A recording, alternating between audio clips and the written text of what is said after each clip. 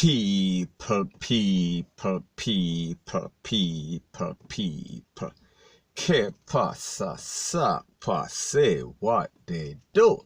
Now, people, the first thing that is popping in the news that we see that there's been a lot of mix-up and pasa as it pertains to politics, as it pertains to the campaign of the JLP and PNP and also the crime that is taking place.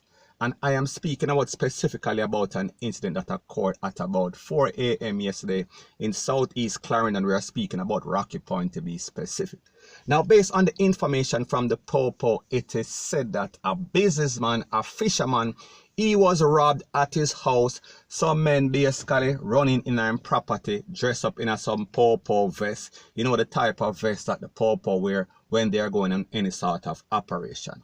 And based on the information, it is said that when these GUNMEN went up into his premises, they demanded drugs and they demanded cash. And it is said, according to the Popo report, it is said that the fisherman gave these gunmen $4 million cash. Yes, people, $4 million. That's a whole lot of money. And it is said that the man was injured and he was also taken to the place of recovery by the Popo. Now, people, when we listen to an incident like this, we're speaking about a fisherman and we're speaking about a person that has $4 million cash on his premises in his purse. Now, people, we're not speaking about some big investment company. We are speaking about a sole fisherman. So the question that we have to ask is this. What is one fisherman doing with $4 million cash in his possession? People, there is some sort of red flag as it pertains to this incident. Now, people, when the incident occurred, people were saying that he is an activist for the JLP, and specifically we are speaking about P0L Charles Jr. from the southeast Clarendon. However, since the incident, we see that the politician P0L Charles Jr. has basically distanced himself. He said that yes, the man is a political activist for the JLP. However, this is not politically motivated or this is not politically linked. So people will say that he is definitely distancing himself because he realized that one of his activists is now in trouble. And people, I am not saying that this politician has anything to do with this man's business dealing. Me just show you the way that they are, point blank and period. Now, people, like I said, when these gunmen run up in the premises, they demanded drugs and they demanded money. So, people, it seems as if they get some sort of information. And based on what the complainant is saying, based on what the businessman is saying, he said that these men acting or posing like Popo, said that they are from the narcotics division. So, people, that means that something is into something. So, anyways, he said that he handed over the money, $4 million worth of cash, and him get couple lick, couple box, couple conk, couple gun butt, and he was injured. And based on the information, it is said that after he realized that his life was in jeopardy and these persons might have taken him out, him basically jumped through a window. So people, he did a MacGyver. He did some sort of things that we see in the movie. Now people, let me ask you a question. Isn't this whole thing sounding a bit suspicious? The fact that he has $4 million, the fact that the men came into the house and demanding cash, and we're also demanding DRVG. People, there is something into something, and like me say, wherever there is smoke, there is always fire.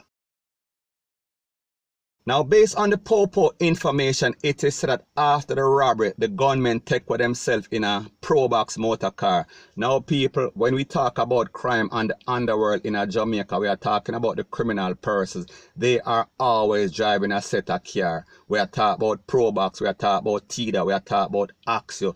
Those are usually the vehicles of choice. So, therefore, the moral of the story is that when you are going to buy any sort of vehicle, make sure that you're not buying one of those. And even if you are a thief, you might not want to use this type of vehicle. And people, I am not giving hints to the thief or the criminals out there. I am just saying what is happening.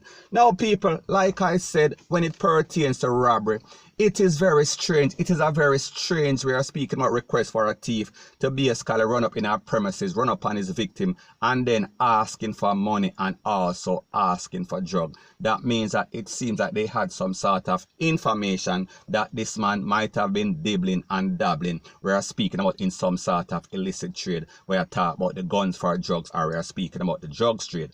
Point blank and period. Because usually when thieves run up in a place, they are asking for money, they are asking for jewelry, they are asking for a cell phone, stuff like that. Usually if they ask for drugs, that means that them have information that this man might be a dealer. And people, I am not saying that that is the case, but just as say it is a red flag. Point blank and period. Now, like I said before, he said that they demanded cash and he gave them $4 million worth of cash. Now, people, that is a whole lot of money for any sort of businessman. Nevertheless, we are talking about a fisherman to have in his possession. And basically, if you know anything about the fishing industry in Jamaica, a lot of the fishermen are always complaining that the stock, we're speaking about the fish stock, it is depleted. It is as if all of the fish them get amnesty and them gone to America or them gone to Amsterdam. So people, it seems as if all of the fishermen are complaining and this fisherman is catching all of the fish, because if him have $4 million that he said is from the sales of fish, people, that is our next red flag. Point blank and period.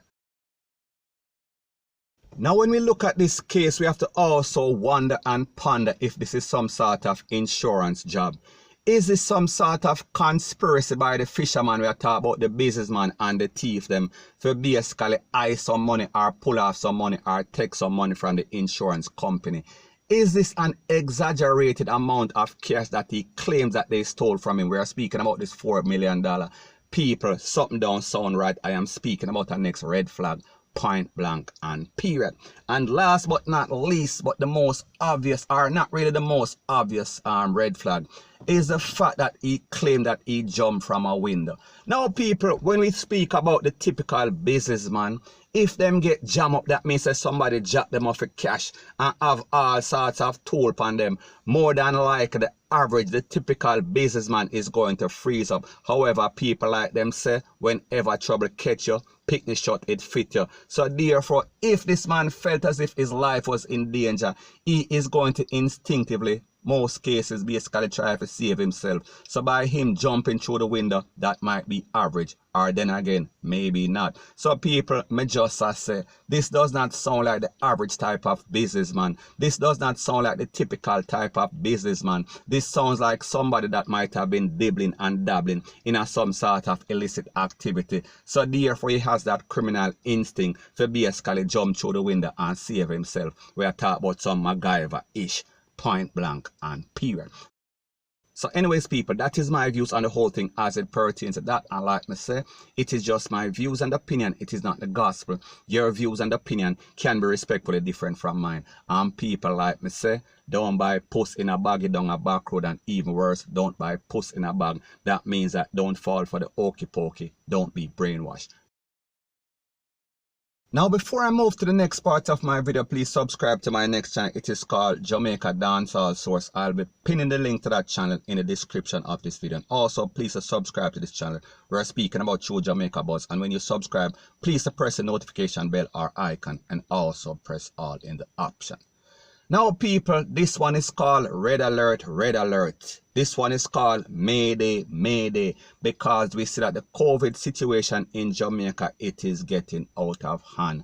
Point blank and period. We see that the government of Jamaica that was doing a very good job before, we see that because of indecision, we see that because of money, we see that because of greed, they are making decisions that are detrimental to the health of Jamaican and the well-being of Jamaican. Because we saw that of lately, we are speaking about yesterday, in less than 24 hours, we are speaking about 98 cases of the Big C. And people, they say that 10 is from a backlog. So people, if we even look at it at the best case scenario, we are speaking about at least 88 new cases. And people, what is even more disturbing is the fact that there were at least 46 cases the day before. Now, people, we see exactly what is going on as it pertains to the election. And we see that persons are not, we are speaking about obeying the social distancing protocol. They are basically all over a cluster up on a party rate, lele, blue, blah, bling. And we see that a lot of areas in places like St. Thomas, it is currently under quarantine. And we see that we have between 333 to 336 active cases in Jamaica. People, we are talking about a small place. We are speaking about a place with 14 parishes. So therefore, if you divide 333 in 14 people, we are talking about a whole lot of persons. And we see with this election, we can basically expect it to get worse. Now, people, like I said, this is because of the decisions that are made by the political party and people. Whenever I talk, I am speaking about facts, because the truth and the fact is that we see that their indecision, we see that they are allowing persons that are coming from high-risk area. We are talking about America for just coming out of the country freely and just going to some hotel room. We are speaking about in the North Coast. We are talking about Negril. We are talking about Ochi. We are talking about Montego Bay, Portland, Rete, Lele, Blue, blah, bling. And people, we see the effect or the negative effect or the ripple effect or the domino effect that it is having on Jamaica, because we see things are changing and it is reaching that point right now. And people, you have to remember that places like America that allowed this to get out of hand because of the incompetence of their management, you know, me I talk about the orange one. So the point that I am trying to make is that Jamaica does not have the money or the manpower or the knowledge how to handle any sort of situation like this, because we see the first world country, they are struggling. So therefore, if Jamaica is seeing all the signs and they're acting like they're going to be blind, then people, it is only going to come back to haunt the people in Jamaica. The people are going to be DEADING. Point blank and period. So anyways, people, that is my views on the whole thing as it pertains to that. And like me say, it is just my views and opinion. It is not the gospel. Your views and opinion can be respectfully different from mine. But let me know what you think in the comment section. Bless up.